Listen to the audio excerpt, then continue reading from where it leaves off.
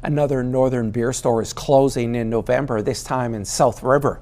This is the 7th northern beer store to be shuttered and will close November 16th. The beer stores on Notre Dame Avenue in Sudbury and on Valois Drive in Mattawa are also slated to close in November. Little Current and Noelville will shut down October 18th, and 2 other Sudbury locations were closed over the summer.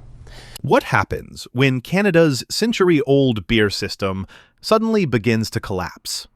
At first, it looks like nothing more than a few store closures.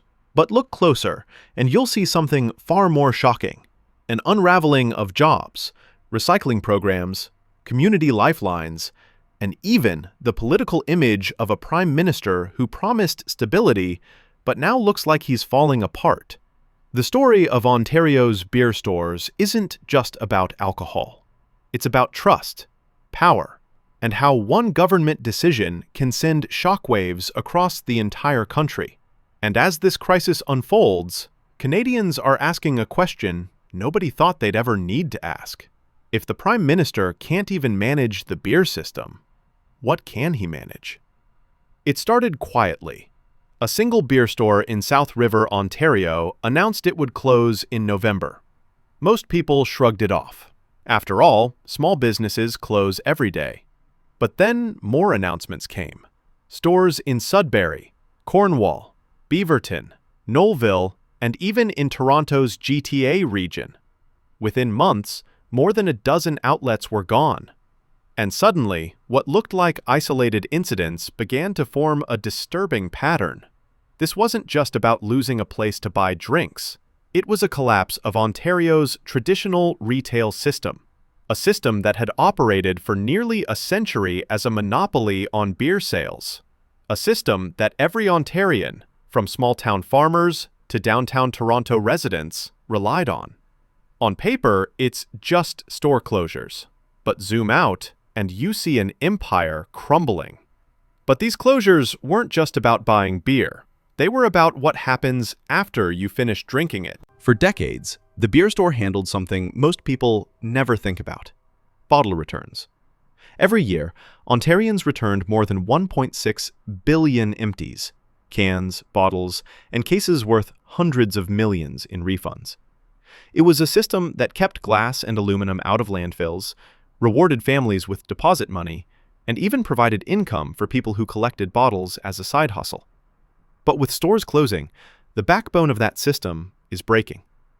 If you live in a small town and your nearest beer store shuts down, what happens? Are you going to drive an hour just to cash in $10 worth of bottles? Probably not. That means refunds go unclaimed, bottles pile up in garages and ditches, and the province's recycling program starts to collapse. What once looked like progress, more beer in grocery stores, now looks like chaos. Because if the system that has quietly kept recycling efficient for decades fails, Ontarians aren't just losing convenience. They're losing a way of life. And that's when the government pushed grocery stores into the fire.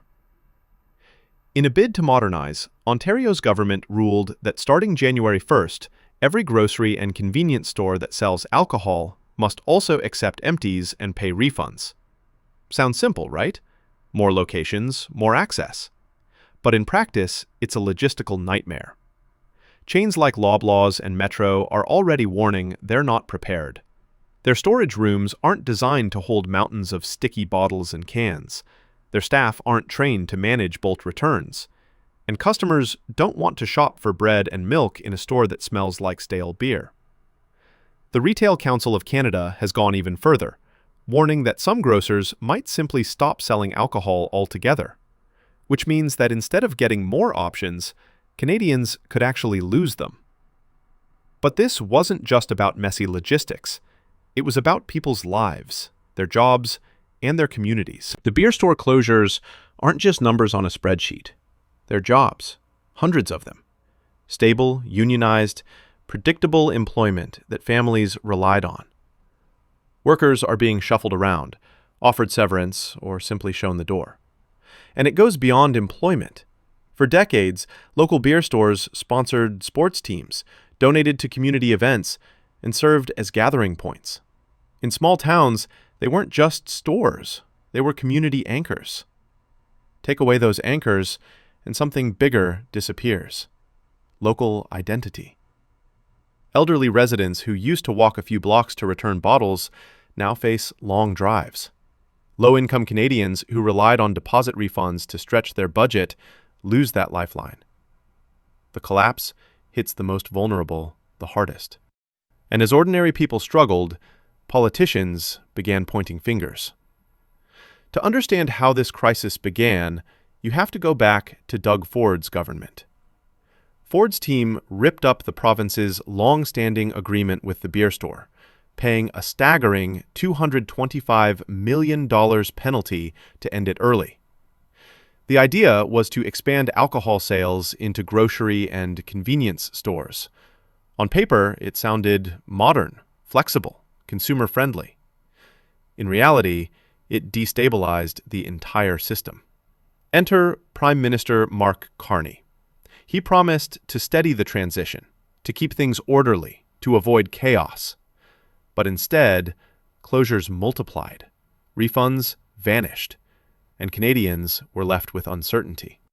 And then came the infamous label, Carney's tantrum fit. Once seen as the calm, collected banker who could manage anything, Carney suddenly looked frustrated, angry, and out of control. And that led to the question Canadians never thought they'd ask. In politics, perception is everything. Carney's entire brand was built on being the grown-up in the room, the calm technocrat who could solve crises with logic and authority.